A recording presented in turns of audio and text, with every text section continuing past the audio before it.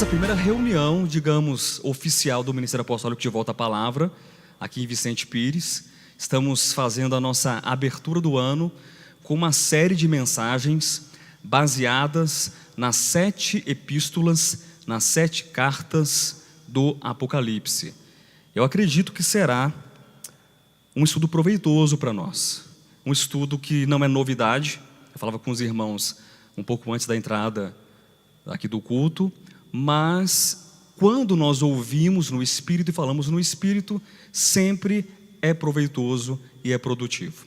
O título dessa série de ministrações que nós começamos hoje, A Igreja ao Longo das Eras. Nós teremos uma perspectiva ou uma leitura histórica e também simbólico-profético da Igreja de Cristo a partir de uma leitura de Apocalipse, capítulo 2 e também capítulo número 3. Eu quero convidar que você abra sua Bíblia em Apocalipse. Nós iremos ler alguns trechos apenas, que você abra na Epístola de Jesus à igreja em Éfeso. Já ouviram falar dessa epístola já? São 7 cartas, 7 epístolas. Já estão bem treinados, né, irmãos? Eu quero ler com vocês o capítulo 2, do versículo 1 até o versículo de número 6. Depois nós iremos pular e ler do versículo 8 até o versículo de número 10.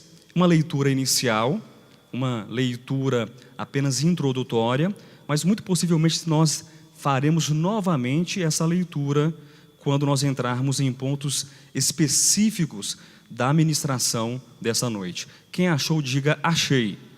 Graças a Deus. E ao anjo da igreja em Éfeso escreve: estas coisas diz aquele que conserva na mão direita as 7 estrelas e que anda no meio dos 7 candeeiros de ouro. Conheço as tuas obras, tanto o teu labor como a tua perseverança, e que não podes suportar homens maus, e que pusestes à prova os que a si mesmos se declaram apóstolos, e não são, e os achaste mentirosos.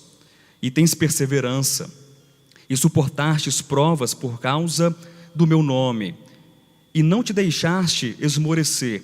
Tenho, porém, contra ti, que abandonaste o teu primeiro amor. Lembra-te, pois, de onde caíste, arrepende-te e volta à prática das primeiras obras, e se não, venho a ti e moverei do seu lugar o teu candeeiro, caso não te arrependas. Versículo 6. Tens, contudo, a teu favor que odeias as obras dos nicolaítas, as quais eu também odeio. Versículo 8, 9 e 10. Ao anjo da igreja em Esmirna escreve: estas coisas diz o primeiro e o último, que esteve morto e tornou a viver. Conheço a tua tribulação, a tua pobreza, mas tu és rico, e a blasfêmia dos que a si mesmos se declaram judeus e não são, sendo antes sinagoga de Satanás. Não temas as coisas que tens de sofrer. Eis que o diabo está para lançar em prisão alguns dentre vós, para ser dispostos à prova, e tereis tribulação de 10 dias. Sê fiel até a morte, e dar-te-ei a coroa da vida. Muito bem, queridos, até apenas essa porção de Apocalipse capítulo 2. Quando nós olhamos esses 2 capítulos de Apocalipse, nós nos deparamos com algo que é muito profundo, algo muito intenso para cada um de nós. Não é nova a discussão e tampouco também é superficial a discussão em torno da interpretação do livro de Apocalipse e também desses capítulos 2 e 3 que tratam a respeito das 7 epístolas ou das 7 cartas escritas às igrejas da Ásia Menor. Se vocês pesquisarem na internet, ou mesmo comprarem livros que tratem sobre escatologia, vocês vão verificar que existem muitas interpretações, muitas discussões diferentes, muitas perspectivas a respeito de como ler, de como interpretar Apocalipse capítulo 2 e 3. E antes mesmo de nós adentrarmos a mensagem de hoje, que é a igreja no mundo, eu quero tratar alguns pontos específicos sobre Éfeso e Esmirna. Mas como eu dizia, antes mesmo de adentrar a mensagem de hoje, nós temos que entender, ainda que de maneira pormenorizada, algumas coisas. Que tipo de leitura nós iremos proceder quando nós estivermos diante dessas 7 cartas, dessas 7 epístolas?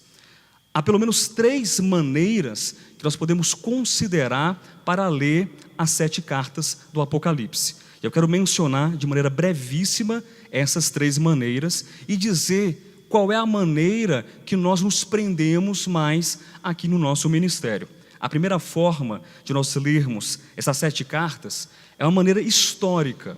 E é uma maneira que a grande maioria dos intérpretes, dos comentaristas e estudiosos também leem dessa maneira. Ou seja, eles veem essas cartas apenas do ponto de vista histórico. Porque, afinal de contas, essas 7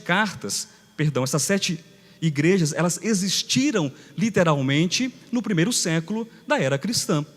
Então, se nós fizermos uma breve pesquisa histórica, essas igrejas, elas de fato existiram. Então, quando você olha para trás, você olha para o passado, são 7 igrejas localizadas na região da Ásia Menor, atualmente a Turquia. Então, é uma primeira leitura tão somente histórica.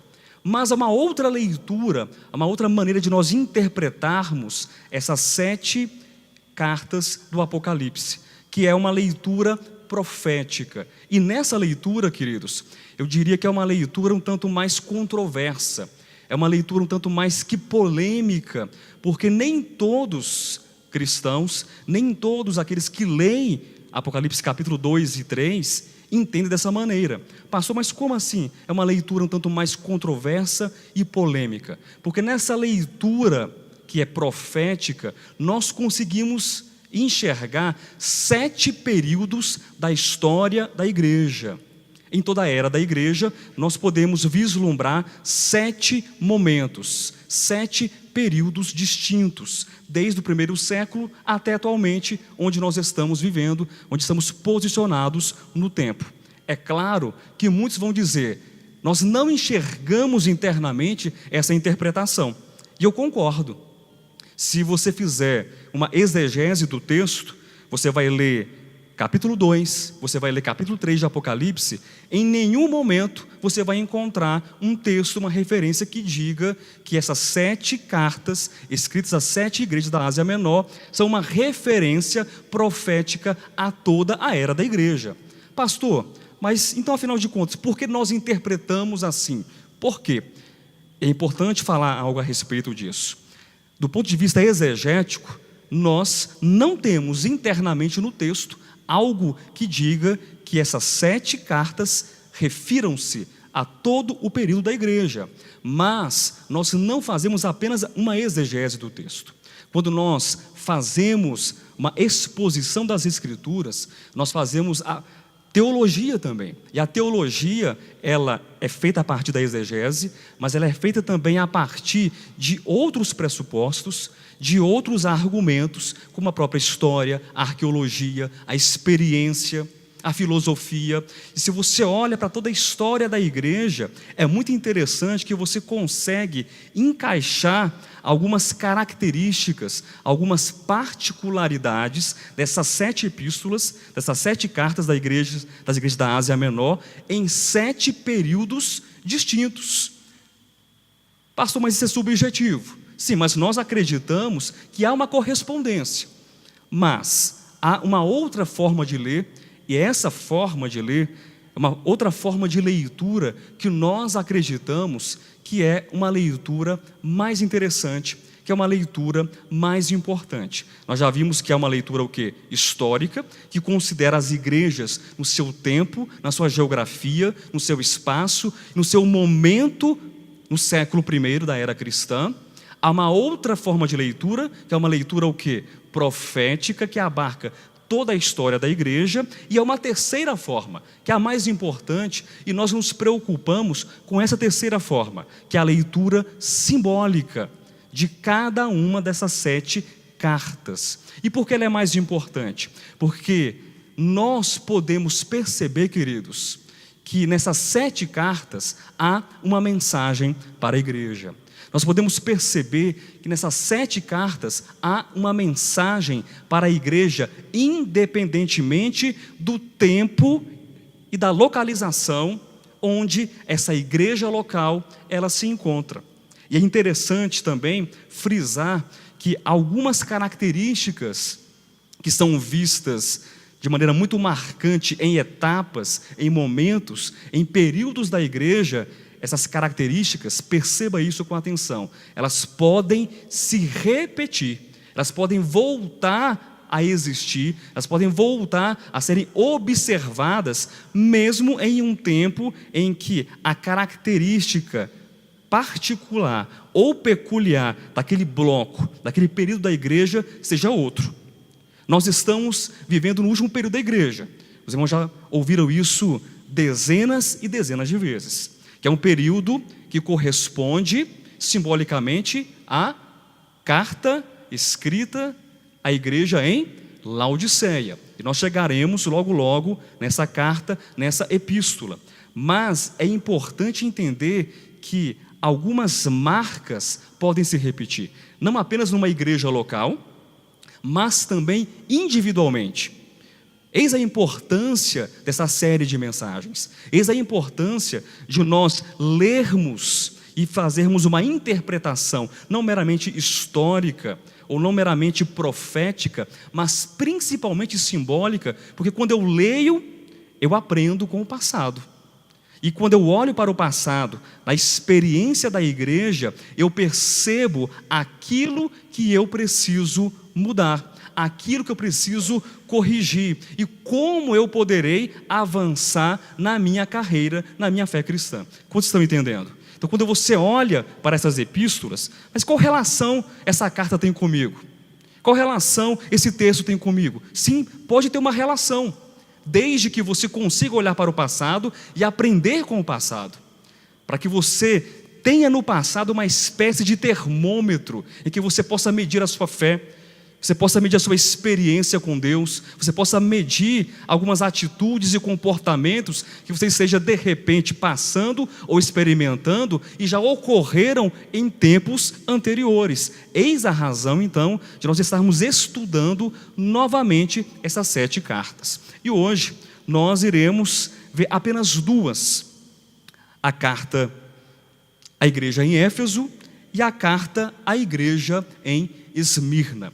Os irmãos perceberam que no início da leitura eu não li toda a carta, porque até mesmo nessa interpretação simbólica nós podemos ter perspectivas simbólicas diferentes. Você pode ler as 7 cartas em uma perspectiva onde você apenas foca e você extrai a verdade de Cristo se apresentando a cada uma dessas 7 igrejas. Você pode ter uma outra perspectiva simbólica e verificar apenas os problemas ou os elogios que Cristo ele tece a cada uma dessas 7 igrejas. Você tem também uma outra perspectiva simbólica que você pode traçar apenas a visão do vencedor. Como vencer essas questões problemáticas? Como vencer esses desafios? Como ser um cristão melhor a partir dessa perspectiva simbólica. E hoje eu quero trazer para o século 21 a realidade de Éfeso na experiência da igreja. Algumas questões negativas, obviamente, mas há algo positivo a ser tratado? Certamente. E também, não apenas de Éfeso, mas também de Esmirna. Eu quero novamente fazer a leitura com os irmãos e a partir dessa nova leitura pontuar ou destacar aquilo que é importante que nós vejamos simbolicamente em cada uma dessas 2 cartas. Perceba, capítulo 2, versículo 1. Ao anjo da igreja em Éfeso escreve: essas coisas diz aquele que conserva na mão direita as 7 estrelas e que anda no meio dos 7 candeeiros de ouro. Conheço as tuas obras, tanto o teu labor como a tua perseverança, e que não podes suportar homens maus, e que pusestes à prova os que a si mesmos se declaram apóstolos e não são, e os achastes mentirosos. Ele é um texto, eu confesso a vocês, que em uma primeira leitura, queridos, é um texto de difícil interpretação, porque você lê rapidamente esse texto, você não sabe se é um elogio, porque não há uma repreensão clara, mas quando você prossegue na leitura, você vai entender que, na verdade, é como se fosse um puxão de orelha velado que Cristo está dando a essa igreja. Vocês compreendem? Cristo, ele se aproxima, ele fala ao anjo da igreja, dizendo: eu conheço as suas obras. Vocês trabalham, vocês têm muito labor.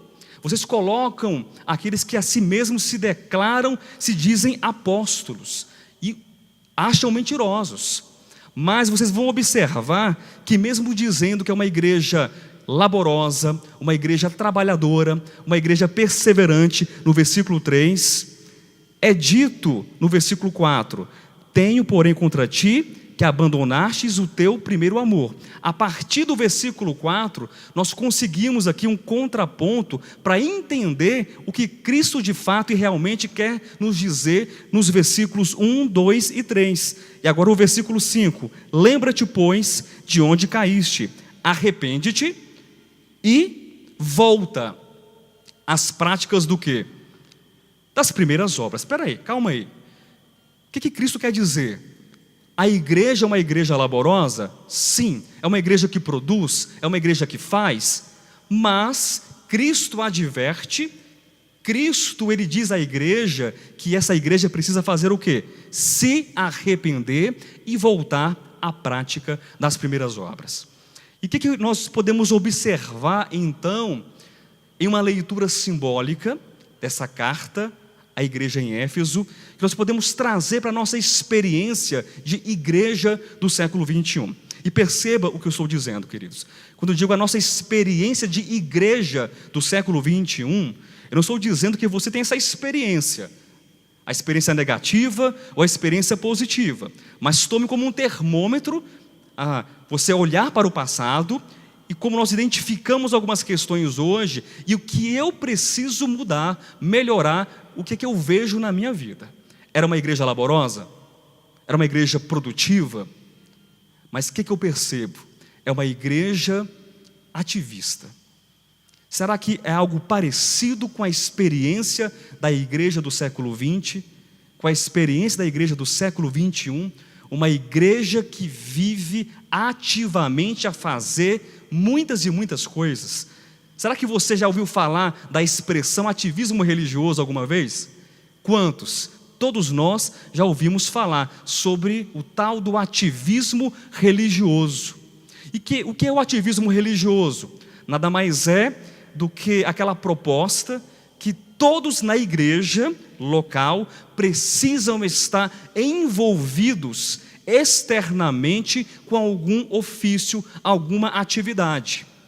Porque se você não estiver envolvido ativamente com algum ofício, alguma atividade, você não está servindo na verdade.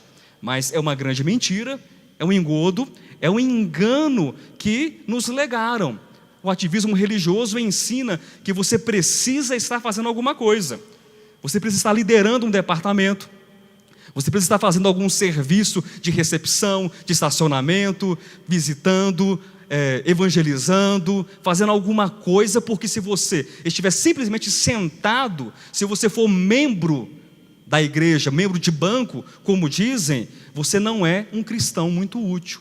Mas nós precisamos repensar essa questão. Repensar porque o ativismo religioso ainda existe em nosso tempo. E o ativismo religioso, queridos, ele alimenta o ego. Há pessoas na igreja que elas são extremamente cativas e escravas do ego. Há um egocentrismo na igreja, que gera disputa, que gera brigas, que gera contendas. Porque a pessoa, ela está ali num departamento X, e ela já está ali há 2 anos, e sabe que quando acabar o biênio dela, talvez ela não seja reeleita. E o que vai ser da vida dela agora?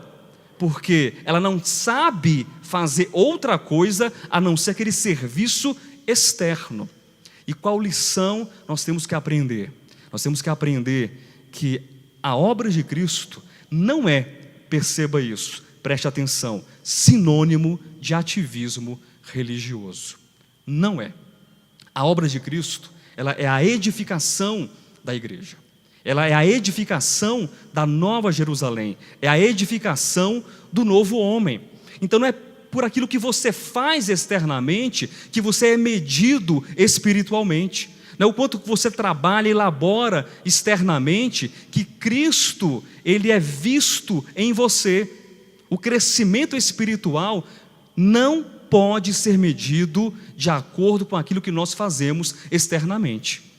E essa igreja é uma igreja que nos faz olhar para essa questão do ativismo religioso. Eu sei que você não vai ler na sua Bíblia essa frase, essa expressão, ativismo religioso. E não há uma repreensão, uma exortação clara de Cristo em relação a essa igreja. Mas você pode perceber, quem sabe, por uma aplicação, e aqui eu digo a questão simbólica mesmo, quem sabe o embrião, quem sabe a semente, quem sabe o começo daquilo que poderia algum dia se tornar uma igreja, uma congregação extremamente voltada para o ativismo religioso. E nós precisamos entender isso, queridos, porque na igreja do Senhor sempre há espaço para o trabalho.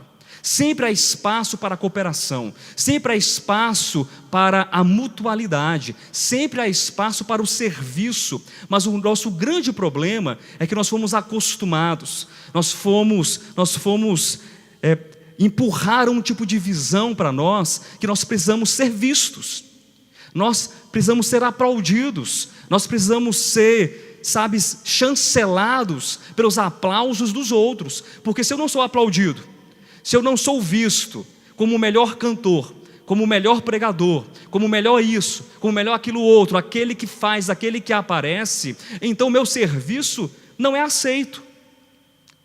E já parou para pensar que aquele que serve e não é visto, ele está servindo também? Aquele que de repente não é visto pelos irmãos no estacionamento, ele está servindo também? Aquele que está na recepção e os irmãos passam e às vezes nem cumprimentam, mas está servindo também? Aqueles que não cantam aqui, aqueles que não pregam, aqueles que não têm uma visibilidade diante da congregação, eles podem e devem servir também. E o nosso coração precisa considerar essa questão, porque eu não sei se de repente você que me escuta hoje é um ativista religioso.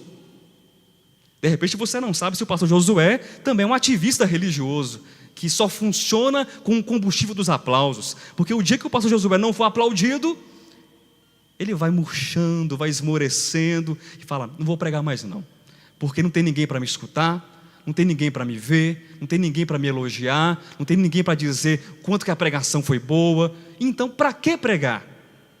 Eu preciso colocar o meu coração na balança.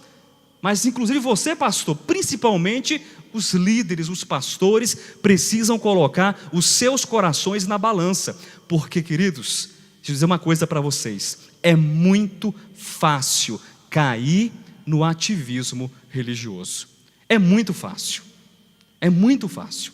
E essa igreja então nos traz essa lição, que nós não podemos ceder, que nós não podemos abraçar o ativismo religioso. Eu quero dar um conselho prático para você, enquanto congregação, enquanto igreja local.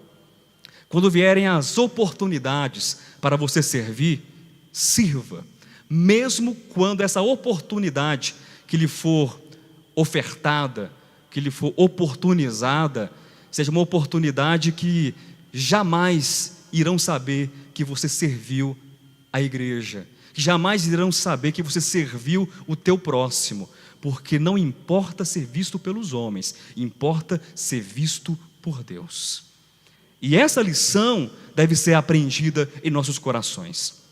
E nós temos que ser cautelosos em relação ao ativismo religioso, Mas é uma igreja, a igreja em Éfeso, que nos ensina não apenas a questão de nós não abraçarmos o ativismo religioso, mas vocês percebem no versículo 2 que era uma igreja que colocava à prova a quem?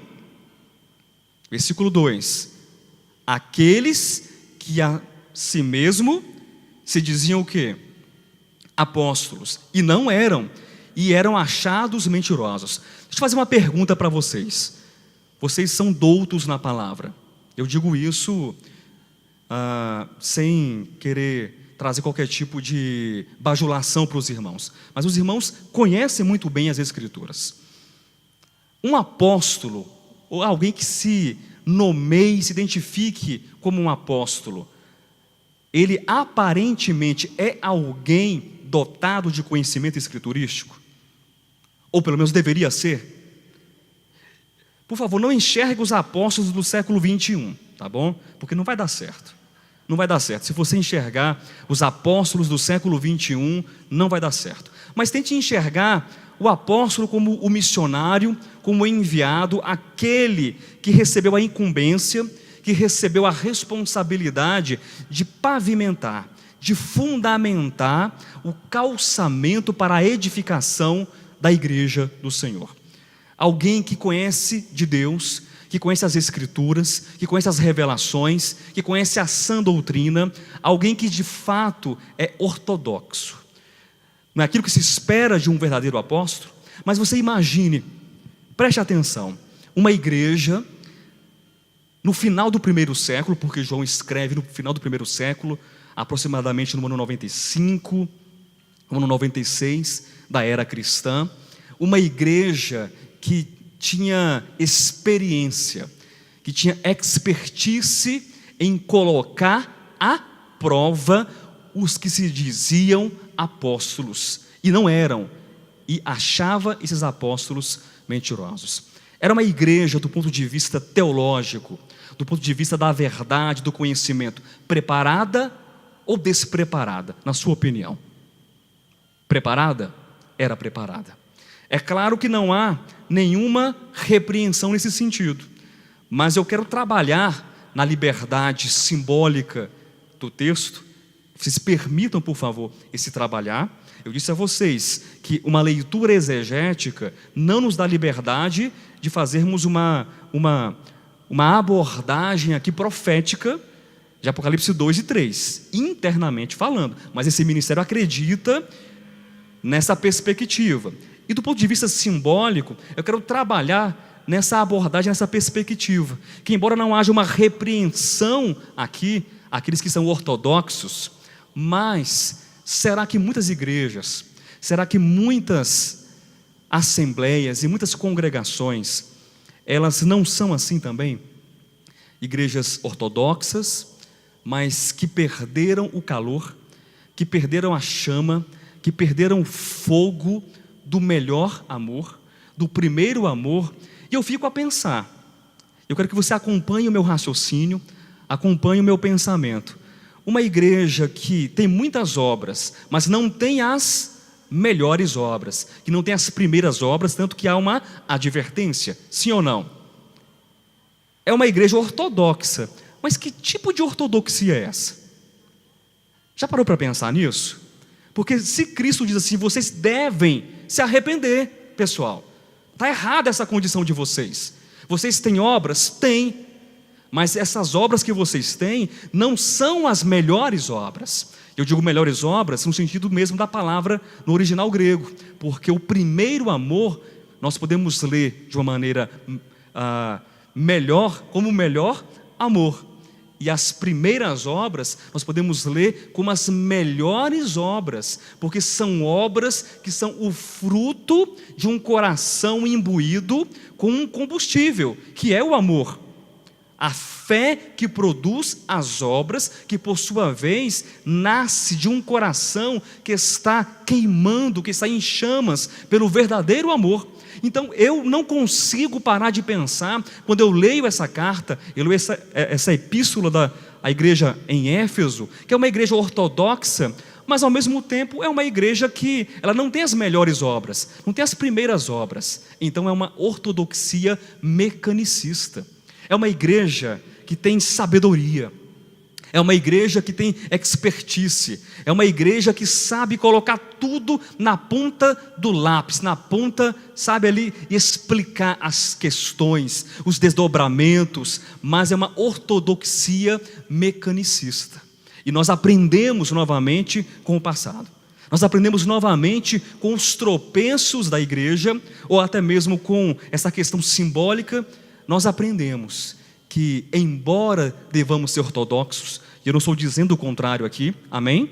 Embora devamos ser ortodoxos, nós não podemos promover uma ortodoxia mecanicista. Pastor Josué, e o que seria uma ortodoxia mecanicista? É a palavra, é aquela ortodoxia que você sabe explicar tudo, que você é um expert, que você é um mestre nas Escrituras, que você é um professor, mas que não existe relação interior. Não existe, contudo, uma relação de dependência, uma relação vital com a mesma palavra que você consegue expor. Entenda a diferença, queridos?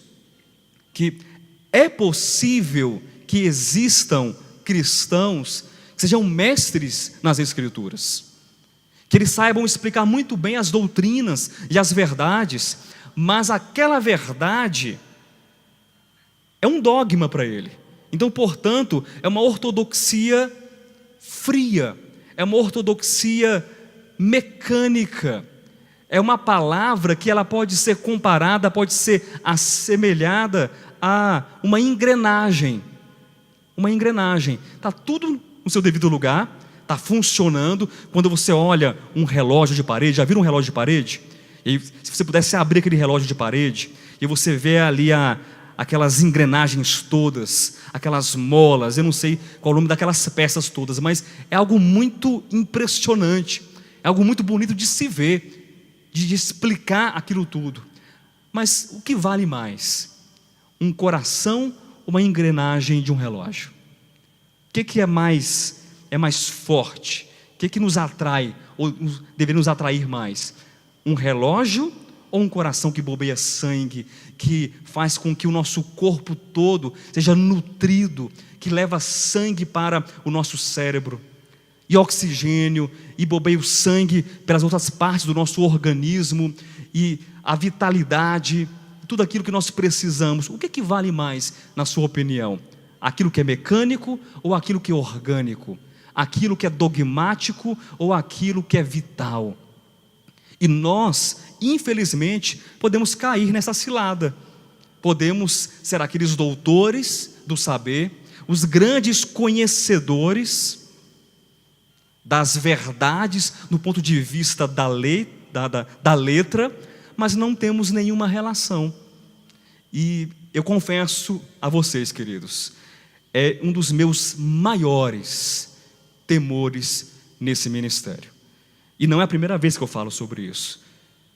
Quando eu falo dessa carta, quando eu falo sobre essa questão, é um dos meus maiores temores, é que nós tenhamos tanta sabedoria, e façamos uma coleção de conhecimento, tudo dividido, sabe, tudo muito bem escrito em um diretório temático de mensagens e temas e versículos, e nós não tenhamos ou nós percamos aquilo que é mais importante, que é a nossa relação com as Escrituras.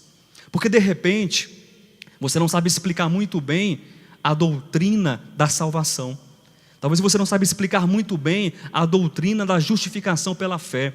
Talvez você não consiga explicar muito bem a doutrina da eleição e da predestinação. Mas eu tenho certeza absoluta que, embora eu ou você não saibamos explicar muito bem essas doutrinas ou outras doutrinas, se nós tivermos no nosso coração a gratidão por sermos salvos, a gratidão por termos sido eleitos, a gratidão por termos sido justificados, e vivermos de acordo com essa justificação, e vivermos de acordo com essa salvação, e vivermos de acordo com essa eleição, eu tenho certeza absoluta que esse valor é muito maior do que qualquer tipo de dogmatismo ou ortodoxia mecanicista. Eu abriria mão completamente de ser um mestre ortodoxo mecanicista para ser um simples seguidor. Eu digo simples, não em tom de diminuição, mas um simples seguidor da verdade orgânica, da verdade experiencial do Evangelho, dos apóstolos e das Escrituras, porque é isso que de fato tem valor para nós. Amém? Então Éfeso é uma igreja que nos ensina muito, é uma igreja que nos ensina que enquanto nós estivermos no mundo, e o próprio Cristo diz que nós não somos aqui, nós estamos nessa terra, nós estamos nesse mundo, mas nós não somos do mundo. O nosso coração não pode ser um coração preso às doutrinas. Pastor, mas que grande heresia é essa que você está falando? Não sabia que você ia ter essa coragem de falar uma heresia tamanha como essa. Não, não prenda o seu coração nas doutrinas. Não prenda o seu coração nos textos, mas prenda o seu coração em Cristo. Prenda o seu coração no Evangelho. Prenda o seu coração na verdade. Porque se você tem a verdade, e é dito que aquele que tem a verdade, ele é liberto, e conhecereis a verdade vos libertará, ele não será uma presa fácil para os enganos daqueles que se dizem apóstolos, para os falsos apóstolos, para aqueles que são mentirosos. Mas uma outra questão também a ser abordada aqui em Éfeso, que é o abandono do melhor amor, o abandono do primeiro amor. E eu confesso a vocês que eu estava me esforçando para trazer um exemplo prático para a igreja de como explicar o que seria o abandono do melhor amor, o abandono do primeiro amor. Eu me esforcei, eu pensei, e eu vou trazer um exemplo para vocês. Eu não sei se eu vou conseguir traduzir nesse exemplo aquilo que eu quero dizer, ou que o texto de repente ele diz a cada um de nós. Quantos são casados aqui? Levante as mãos. A grande maioria dos irmãos que estão aqui. Vocês se lembram, no início do casamento de vocês, que você marido, ou você esposa, levava café da manhã na cama para o seu amado e para a sua amada? Lá no início do casamento, lá bem no início. De jeito nenhum, nunca tiveram isso. Mas vamos então colocar em hipótese essa situação, ok? Você lembra? Pronto, o Cadmo lembra que ele levava café da manhã para a Nayana. Há 30 anos atrás, né, Cadmo? Tudo isso não, né, irmão? Pouquinho a mais. Levava o cafezinho da manhã. Aí eu imagino o Cadmo na cozinha, passando o café, e aí colocava com todo cuidado ali o café, naquela xícara, uma xícara especial, a xícara da Nayana, com o coraçãozinho de fora, eu te amo, aquela coisa toda especial.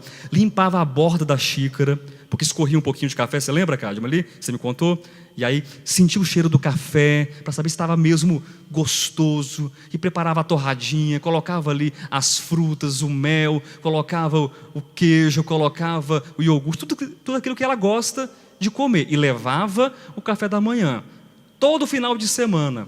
Mas foi passando um ano, e apenas um exemplo, por favor, 2 anos, 3 anos, 4, 5, 6, e o Cadmo continuou a levar o café da manhã para a esposa, para Nayana, mas ele não cheira mais o café, ele não limpa mais a borda direito, ele faz tudo de uma maneira muito artificial, externa, porque é o certo, entre aspas, a se fazer.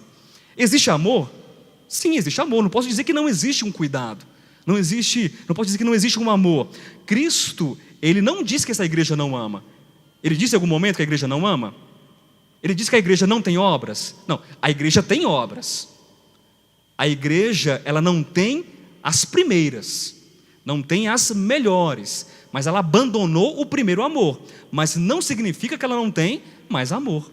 Há um tipo de amor, há uma relação. Imagine então aquele café da manhã de 10 anos depois. Aparentemente, queridos, externamente, aquele café é o mesmo. Aquele café é a mesma comida, naquela bandejinha, na mesma canequinha, que você não quebrou a caneca não, né? Na mesma caneca, é a mesma coisa? Externamente, sim. Externamente, sim. Imagina que assim, ele sempre faça café, pão de queijo, suco de laranja e frutas. E não vai mudar. Externamente é a mesma coisa? Sim. Mas, qual foi a disposição? Qual foi o combustível? Perdeu. Perdeu aquele calor, perdeu o combustível. Então eu comparo esse texto aqui quando Cristo ele fala sobre o abandono. Você abandonou o seu melhor amor. Você abandonou o seu primeiro amor, como essa pobre, essa simples e insignificante metáfora que eu trouxe sobre levar café da manhã para o amado e para a amada. Nós fazemos algumas coisas porque é certo fazer. Nós ofertamos porque é certo ofertar. Nós congregamos porque é certo congregar. Nós fazemos o que mais? Nós cantamos porque é certo cantar. Nós estamos na reunião da igreja porque é certo estar, porque é socialmente aprovado e é aquilo que as pessoas e que a igreja espera de nós. Mas nós não podemos fazer nada na igreja, nós não podemos fazer nada no nosso serviço a Deus, ao próximo, porque é certo, porque você olha para fora e está tudo realmente muito certo. O café é o mesmo, a caneca é a mesma, a comida é a mesma, e você olha para fora e é tudo a mesma coisa, mas não existe motivação no coração chamada amor. Quem entendeu a diferença? Nós precisamos entender essa questão, queridos. Nós estamos no segundo dia do ano, 2 de janeiro de 2019. Quanto que nós precisamos aprender essa lição? Tudo aquilo que você fizer, que você faça, não por aquilo, porque é certo fazer, porque você está acostumado. Não responda, não levante a mão, tá? Mas quantas vezes você já veio à igreja porque você tinha que vir? Quantas vezes você já fez alguma coisa para o serviço a Deus, porque assim, eu estou na escala, sabe, irmã Silvia? Eu preciso vir. Sei que há uma responsabilidade humana, queridos, eu sei que há uma responsabilidade humana. Eu sei que há. Mas nós precisamos ser motivados no nosso coração. O nosso coração precisa arder pela igreja. O nosso coração precisa arder pelo Senhor. O nosso coração precisa arder pela edificação do corpo de Cristo. Porque caso contrário, nós estaremos gradativamente caminhando na mesma direção perniciosa da igreja em Éfeso. Não a igreja que esquece o melhor amor. Não a igreja que ela perdeu o primeiro amor. Ela abandona o melhor amor. Ah, pastor, isso não vai acontecer comigo não. Acontece. Do mesmo modo que o nosso casamento, ele pode perder em qualidade, que as nossas relações humanas podem perder em qualidade, porque nós enxergamos aquilo que é certo e fazemos aquilo que externamente eu preciso fazer. A nossa experiência de relação conjugal com Cristo enquanto igreja, enquanto esposa, enquanto noiva, enquanto virgem que aguarda o seu noivo, pode perder também em qualidade de vida espiritual, porque nós fazemos aquilo que deve ser feito, mas eu não consigo fazer motivado pelo combustível do amor no meu coração. E eu preciso então perguntar a mim mesmo: como está o meu amor para com Cristo? Como está o meu amor para com o serviço cristão? Mas Éfeso é uma igreja que nos ensina um pouco mais, não apenas a questão do ativismo religioso, da ortodoxia mecanicista, ou do abandono do primeiro amor, que é do melhor amor, que são questões negativas que nós podemos vislumbrar nessa carta, mas há um aspecto positivo que eu quero compartilhar, eu quero refletir juntamente com os irmãos nessa noite. Aqui no versículo 6, tens contudo a teu favor. Percebe que há um contraste, então, aquilo que foi dito anteriormente, que odeias, algumas versões que diz assim, que não suportas as obras dos nicolaítas, as quais eu também odeio. Há muita discussão a respeito da interpretação do que seriam esses tais de nicolaítas. Não há consenso entre os intérpretes das Escrituras para tratar a respeito dos nicolaítas. Nós assumimos uma posição e uma interpretação muito mais simbólica nesse ministério, e então nós, simbolicamente, nós interpretamos nicolaítas, o Nikos, aquele que está sobre, aquele que está acima do povo. Então é uma igreja que Cristo, ele, a favor dessa igreja, ele diz: vocês não suportam, vocês não toleram, ou vocês odeiam as obras dos nicolaítas, ou seja, daqueles que se colocam acima do povo, que fazem aquela distinção, que fazem aquela divisão na assembleia, que tem o clero, aqueles que são os especialistas na Bíblia, são especialistas em Deus, e aqueles que não são especialistas, que são o quê? Os leigos. Os nicolaítas, eles recebem muitos nomes hoje, no século 21. Quais são os nomes que eles recebem? Apóstolos, pastores, diáconos, presbíteros, missionários, líder do departamento fulano de tal. Não importa o nome que ele receba, porque na verdade o que mais importa, que nós temos que entender, é o tipo de coração que esse nicolaíta possui. O nicolaíta, meu irmão e minha irmã, é aquele que ele acha que ele é o detentor do monopólio da verdade.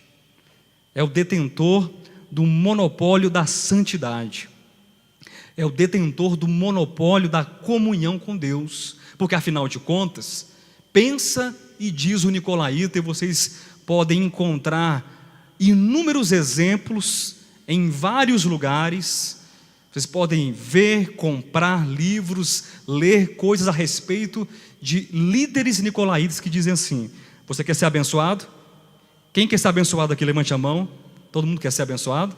Só a irmã quer ser abençoada? Eu quero ser abençoado. Calma aí, irmãos, não é pegadinha não, calma aí. Por enquanto não é, pelo menos a primeira parte. Quem quer ser abençoado aqui? Vocês já são abençoados, amém? Mas aí diz agora o nicolaíta: para você ser abençoado, você precisa vir a mim. Porque quem é o detentor do monopólio da comunhão com Deus? Quem é que tem intimidade com Deus? Quem é o homem que está com a face voltada para Deus e vê Deus praticamente face a face, e é ele que é o intermediário, ele é o mediador praticamente da nova aliança? É o nicolaíta, não é nem Cristo mais, é o nicolaíta, e ele irá promover a sua bênção. Ele é o facilitador. Sabe o facilitador? Aquele que torna possível alguma coisa acontecer. É o nicolaíta.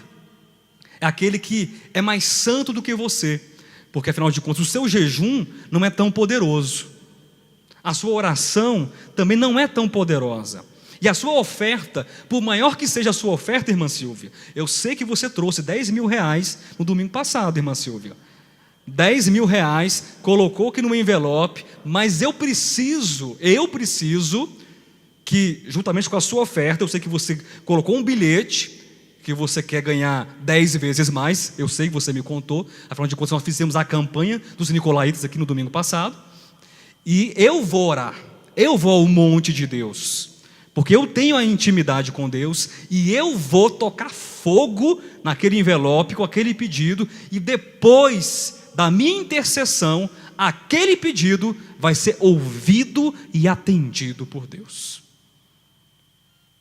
Isso acontece muito em inúmeros lugares. E Cristo, ele adverte, na verdade, ele elogia, ele é favorável a essa igreja, dizendo que é uma igreja que ela é contrária às obras dos nicolaítas. Graças a Deus, esse ministério é um ministério que é vacinado em relação às obras dos nicolaítas. Graças a Deus, nós não somos perfeitos, nós temos muitos erros de fato, mas é um ministério que procura, que busca caminhar com integridade espiritual. Aqueles que receberam de Deus devem entender que se você recebeu algo de Deus, esse algo não é para ser monopólio, não é para ser o seu estandarte, não é para ser a sua moeda de troca, não é para ser a sua melancia que você amarra no seu pescoço e faz você alguém mais especial e mais bonito do que qualquer pessoa. Se você recebeu uma porção, se você recebeu uma dádiva, um talento da parte de Deus, tudo aquilo que você recebeu de Deus deve ser repartido com a igreja. Então nós temos que entender, queridos, que é um grande perigo as obras dos nicolaítas. E nós precisamos vacinar sempre, ou ter o nosso coração sempre protegido e vacinado contra esse comportamento. Pastor, mas eu não sou líder, não sou pastor, acho que não vou ser pastor, não vou ser cooperador, não vou ser presbítero, não vou ser nada, não vou ser líder de departamento, mas nosso coração precisa estar sempre protegido e guardado em relação às obras dos nicolaítas. E Esmirna, agora nós chegamos em Esmirna. Ao anjo da igreja em Esmirna escreve: essas coisas diz o primeiro e o último, que esteve morto e tornou a viver. Conheço a tua tribulação, a tua pobreza, mas tu és rico, e a blasfêmia dos que a si mesmos se declaram judeus e não são, sendo antes sinagoga de Satanás. Não temas as coisas que tens de sofrer. Eis que o diabo está para lançar em prisão alguns dentre vós, para ser dispostos à prova, e tereis tribulação de 10 dias. Sê fiel até a morte, e dar-te-ei a coroa da vida. Ao passo que Éfeso, ela, do ponto de vista histórico, representa a igreja do primeiro século, Esmirna, do ponto de vista histórico, representa o bloco, representa o momento da igreja no século 2, 3 e 4, ou seja, no segundo, no terceiro e no quarto século, séculos de perseguição, de profunda perseguição da igreja. Mas nós podemos trazer para a nossa realidade, para a nossa experiência, algo sobre Esmirna. É bem interessante que quando você compara Esmirna com a igreja anterior, a igreja anterior tinha obras? Tinha. Mas que tipo de obras eram? Eram as primeiras obras? Que obras eram? Não eram as primeiras, não eram as melhores. Tanto que Cristo adverte dizendo: arrepende-te e retorna. Volta à prática das primeiras, volta à prática das melhores obras. É uma igreja que tem obras. Esmirna diz, Cristo diz: conheço a tua tribulação, a tua pobreza, mas tu és rico, e a blasfêmia dos que a si mesmos se declaram judeus e não são, sendo sinagoga de Satanás. Não temas as coisas que tens de sofrer. Eis que o diabo está para lançar alguns em prisão, para ser dispostos à prova, e tereis tribulação de 10 dias, ser fiel até a morte. É uma igreja que ela tem uma riqueza espiritual. Se você percebe, há uma riqueza espiritual. É uma igreja perseguida durante o segundo, terceiro e quarto séculos. Imagine só, irmãos espoliados, irmãos que foram retirados das suas casas, das suas cidades, das suas famílias, que andavam errantes pelo mundo, mas Cristo se apresenta a essa igreja e diz que é uma igreja rica. É uma igreja que também produz uma riqueza espiritual. É uma igreja que ela contrasta com a igreja que nós veremos posteriormente em outras mensagens de Laodiceia. E é uma igreja também tentada por Satanás. E eu parei para pensar a respeito da tentação. O que é ser tentado por Satanás aqui? Ser tentado é ser colocado na prisão, porque aqueles irmãos foram colocados na prisão. Dificilmente isso aconteceria conosco no século 21. Nós vivemos em um tempo em que muito difícil isso aconteceria, muito dificilmente isso aconteceria. Mas que tentações de repente viriam contra nós? Será que há tentações que se apresentam a nós hoje no século 21 que são espécies de prisões? Não prisões físicas, literalmente falando, mas outros tipos de prisões. E essa igreja, ela venceu a tentação. Nós também somos convidados a vencer a tentação. Há muitas prisões, queridos, que se apresentam diante dos nossos olhos. São tentações, de repente, a prisão ou a tentação da preguiça espiritual. A prisão ou a tentação do comodismo, daquilo que eu não vou fazer, eu não vou, porque tem outros para fazerem no meu lugar, tem muita gente para fazer isso, para servir, para fazer aquilo outro, porque sempre tem alguém para servir. Aí é o oposto da questão das obras, aquele que ele não precisa, ele não quer fazer, e é uma tentação no nosso coração. E eu digo uma coisa para vocês: eu não quero diminuir o sofrimento dos irmãos dessa igreja local, mas existem algumas tentações do século 21 que são muito mais difíceis de vencer do que as tentações ou do que ser colocado literalmente numa prisão. Porque você colocado numa prisão, você está atrás das grades, você não pode sair dali, seu corpo está preso. Mas é a prisão da mente, e a prisão do coração, aquela prisão que te faz ser mesquinho, aquela prisão que te faz ser pequeno, aquela prisão que te faz sempre olhar as coisas do mesmo modo, da mesma maneira, e não permite com que você avance. E nós precisamos nos libertar dessas prisões. Pastor, mas como eu faço para me libertar dessa prisão? Não esqueça que você é rico. A igreja de Esmirna, embora ela fosse financeiramente uma igreja pobre, mas ela é louvada pelo Senhor. É uma igreja rica, espiritualmente falando. E nós estamos às vezes aprisionados em nós mesmos, porque nós não conseguimos identificar, não conseguimos ver o que está dentro de nós, no nosso coração, e é muito rico. Então eu convido você nessa noite a ser rico, ainda mais rico espiritualmente, a tomar posse das suas riquezas espirituais.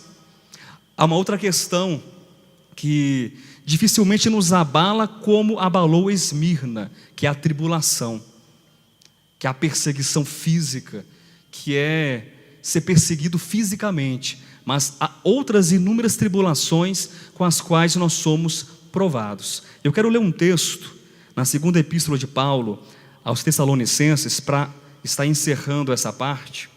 Vamos voltar um pouquinho para saber o que Paulo fala sobre a tribulação. Independente do tipo de tribulação que nós estejamos vivendo, segunda de Paulo aos Tessalonicenses, capítulo 1, quero ler do versículo 1 até o versículo 5. Quem achou? Diga achei. Diz assim: Paulo, Silvano e Timóteo, a igreja dos Tessalonicenses em Deus, nosso Pai, e no Senhor Jesus Cristo, graça e paz a vós outros, da parte de Deus Pai e do Senhor Jesus Cristo. Irmãos, cumpre-nos dar sempre graças a Deus no tocante a vós outros, como é justo, pois a vossa fé cresce sobremaneira, e o vosso mútuo amor de uns para com os outros vai aumentando, a tal ponto que nós mesmos nos gloriamos de vós nas igrejas de Deus, à vista da vossa constância e fé, em todas as vossas perseguições e nas tribulações que suportais. Sinal evidente do reto juízo de Deus, para que sejais considerados dignos do reino de Deus, pelo qual, com efeito, estáis sofrendo. O que são as tribulações? O que são as perseguições ditas aqui no versículo 4? As perseguições e as tribulações são o quê? Uma marca, uma identificação, um sinal evidente do reto juízo de Deus, para que sejais considerados dignos do reino de Deus, pelo qual, com efeito, estáis sofrendo. Nós vivemos na era do band-aid. Você sabia disso? Na era do não me toque, porque eu não posso sofrer nenhum tipo de dano, nenhum tipo de prejuízo. Isso no mundo, isso também na igreja. Na igreja acontece muito. Pessoas que a gente não pode nem comparar, que sofrem um tipo de perseguição ou de tribulação que a igreja sofreu no segundo, no terceiro e no quarto século, mas aquele ventozinho de perseguição, aquele ventozinho de tribulação, e a pessoa já, ela desmorona completamente, fica em ruínas. Nós temos que aprender a ser fortes, queridos. Nós temos que aprender a ser perseverantes. A gente abre mão de Deus, a gente abre mão de tantas coisas importantes e valiosas, porque nós estamos magoados, estamos na nossa cabeça atribulados, porque estamos com problemas, estamos com dificuldades. Dificuldades todos nós iremos ter, no casamento, no serviço, fora daqui, nós sempre teremos alguma dificuldade. A dificuldade só muda de nome e de endereço, mas nós sempre teremos uma tribulação, uma perseguição, alguma dificuldade, mas precisamos ser perseverantes, precisamos ser constantes. E a igreja de Esmirna era uma igreja que passou por tribulações, mas é uma igreja que venceu as tentações e as tribulações. E nós aprendemos, ou devemos aprender com essa igreja, que não importa o tamanho da perseguição, não importa o tamanho da nossa dificuldade, não importa o tamanho do problema ou do sofrimento, nós sempre devemos olhar para Cristo, sempre devemos olhar para aquilo que é superior, olhar para aquilo que é maior, olhar para aquilo que é melhor. Porque a partir do momento que você desvia o seu olhar, desvia sua visão, seu foco de Cristo, meu irmão, você vai focar, você vai mirar na tribulação, no problema, com certeza. Não é ser pessimista, não. Você irá fracassar, eu irei fracassar na minha caminhada, na nossa caminhada cristã, porque eu irei valorizar o meu problema.